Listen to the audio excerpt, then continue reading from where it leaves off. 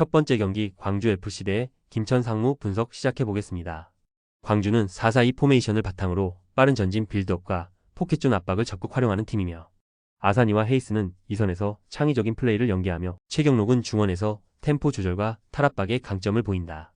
직전 울산전에서는 주축 선수들에게 휴식을 부여하며 전략적 로테이션을 가동했고 이번 김천전 대비에 집중해왔고 공격 시 아사니와 헤이스의 좌우 전환과 박스 침투 움직임이 활발하며 최근에는 볼 점유율을 통한 지배력까지 안정적으로 확보하고 있다.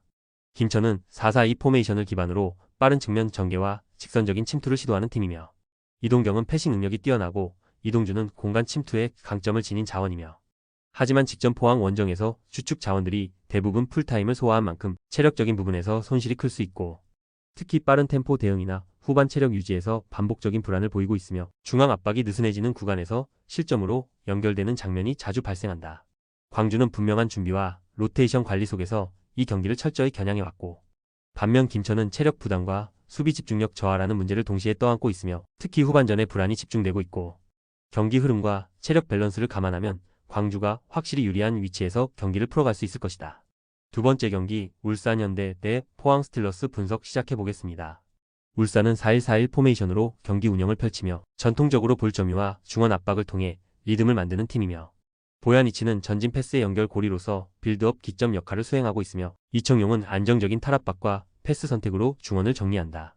에릭은 왕성한 활동량을 기반으로 수비 라인을 흔드는 움직임이 가능하지만 최근에는 전방 압박 시 에너지가 빠르게 소진되는 모습이 자주 포착된다. 직전 광주전에서의 대승은 상대가 A씨의 원정 이후 추축 선수들을 제외한 로테이션 명단이었기에 경기력 자체로는 판단이 어려운 흐름이었고 즉 김판곤 감독의 시스템이 제대로 작동한 결과라고 보기에는 여러 전술적 단서가 부족하다.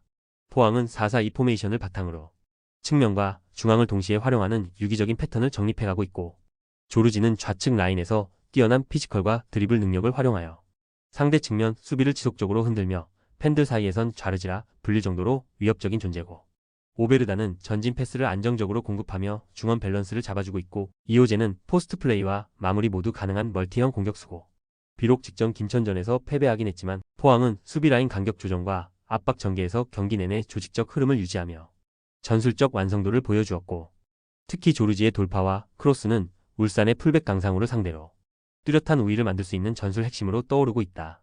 울산은 외형적 전력과 최근 결과로 인해 고평가되고 있지만 수비 간격과 측면 커버의 뚜렷한 약점을 안고 있고 포항은 점유율을 포기하더라도 압박과 간결한 측면 침투로 실질적인 위협을 만들어내고 있으며 울산과의 상성에서도 우위를 점할 수 있는 구조고 경기 흐름이 전개될수록 울산은 공격보다 수비에서 더 많은 에너지를 소모할 것으로 예상된다. 세 번째 경기 제노아 대 AC밀란 분석 시작해보겠습니다. 제노아는 4-1-4-1 포메이션을 기반으로 수비 안정성에 초점을 맞춘 압박 전환형 운영을 시도하는 팀이며 중앙 미드필더 라인을 넓게 가져가며 점유율을 분산시키려 하지만 말리노브스키, 에쿠반, 쿠엔카 등 다수의 부상 이탈로 인해 유기적인 전개가 매끄럽지 못하고 에카토르가 일선에서 활약하긴 하나 고립된 구간이 많고 마시니와 아아노르도 이선 지원에서 한계를 드러내고 있고 특히 박스 근처 수비 라인 커버가 불안정해지면서 하프스페이스 침투 대응이 느려지는 약점이 반복되고 있다. AC밀란은 3-4-3 포메이션을 바탕으로 하파엘 레앙, 플리식, 에이브러임을 중심으로 한 속도감 있는 공격 전개를 구사하고 있고 하파엘 레앙이 좌측 하프스페이스를 강하게 파고들며 전개 흐름을 지배하고 있으며 에이브러임은 피지컬과 제공권을 활용해 박스 안에서 수적 우위를 확보하는 데 핵심 역할을 수행한다. 에메르송 로얄이 이탈했으나 측면 템포에는 큰 차질이 없으며 중앙 압박과 전진 빌드업 전개 구조 모두 완성도 높게 유지되고 있고 공간 활용과 전개 속도 측면에서 이번 매치업에서 확실한 우위를 점할 수 있는 전술적 구조를 확보한 상태다. 제노아는 전방 고립과 중원 이탈로 인해 전개 템포를 살리지 못하고 있으며 수비진의 커버 범위도 좁아지며 하프스페이스에서 위협적인 장면을 자주 허용하고 있고 AC밀란은 공격진의 유기적인 위치 전환과 빠른 템포의 측면 공략으로 안정적인 우세 흐름을 만들고 있으며 전술 완성도와 결정력 모두에서 확실한 차이를 보이는 경기다. 네 번째 경기 크리스탈 팰리스 대 노팅엄 분석 시작해보겠습니다. 크리스탈 팰리스는 3-4-3 포메이션을 바탕으로 마테타, 에제, 사르가 공격 전개를 이끌며 직접적인 침투와 중거리 타이밍 슈팅 등으로 득점을 노리고 있고 하지만 중원에서의 전환 속도는 매끄럽지 않으며 두쿠레와 리아드의 이탈로 인해 수비 밸런스에도 불안 요소가 존재한다. 수비 시 3백 간격이 벌어지는 구조가 자주 노출되고 있고 전환 후 리커버리 속도도 늦어지는 장면이 반복된다. 특히 상대가 강한 동기부여를 가지고 밀어붙일 경우 실점 후 대응이 유연하지 못하다는 단점이 드러나고 있다. 노팅엄은 4-4-2 포메이션을 바탕으로 허드슨 오드이와 우드의 좌우 침투 전개를 통해 빠른 역습을 중심으로 운영되고 있고, 앤더슨이 중원에서 템포 조율과 압박을 겸하며 수비 간격 유지의 중심축 역할을 수행하고 있고, 에보트의 이탈은 아쉽지만 전반적인 전술 완성도는 크게 흔들리지 않았고, 무엇보다 다음 시즌 챔피언스 리그 진출권을 향한 강한 동기부여로 경기 집중도와 투지에서 앞서는 흐름이 기대된다. 중원 압박을 바탕으로 상대 템포를 끊고 빠르게 전개하는 전략이 팰리스 수비 간격 붕괴와 궁합이 잘 맞는 전술 구도다.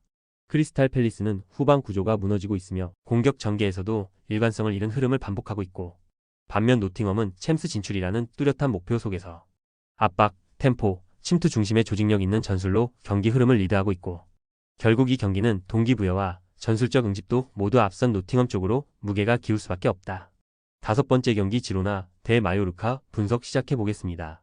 지로나는 3-4-3 포메이션을 기반으로 좌우 넓은 전개와 하프라인 위 압박 템포를 중심으로 경기를 주도하는 팀이며, 스투아니는 박스 안에서의 포지셔닝과 세컨드 볼 반응이 탁월하며 치간코프는 측면에서의 침투 타이밍과 컷인 움직임이 위협적이며, 미구엘 구티에레스는 좌측 라인에서 전진성과 크로스 능력을 겸비한 자원으로 측면 활용이 안정적으로 이뤄지고 있고, 부상 공백은 일부 있으나 홈에서는 높은 점유율과 짧은 템포 전환으로 상대를 몰아붙이는 전술 구조가 유지되고 있다. 마요르카는 5-4-1 포메이션을 바탕으로 하여 깊은 수비 라인을 구성하고 롱볼 기반의 역습을 시도하는 팀이며, 다르데와 사무 코스타는 중원에서의 견제 역할을 수행하지만 좁은 전개 구조와 낮은 점유율로 인해 전진 연결이 자주 끊기는 편이며, 라리는 고립되며 전방에서 실질적인 마무리 역할을 수행하기 어렵고 공격 전개보다 수비 블록 유지에 많은 에너지를 소모하고 있고, 특히 마요르카는 지리적으로 섬 지역에 위치한 팀으로 본토 원정 시 장거리 이동과 피로 누적 문제가 반복되어 경기 후반 집중력 저하가 자주 발생하고 있다. 지로나는 홈에서 전술 완성도가 높고 박스 앞 전개와 압박이 유기적으로 작동한다. 마요르카는 피로 누적과 수비 간격 붕괴로 인해 후반으로 갈수록 실점 위험이 커지는 구조고, 경기 흐름과 압박 강도 측면에서 지로나가 명백한 전술적 우위를 점하고 있다. 조합은 아래 고정 댓글 링크로 편하게 말 걸어주시면 조건 없으며, 스포츠를 좋아하시는 분들이라면 모두 환영합니다. 스포츠 당첨 어렵지만 그건 어떻게 하냐의 차이입니다. 두 눈으로 어떤 차이인지 직접 확인하시고 우리 모두 같이 승리합시다.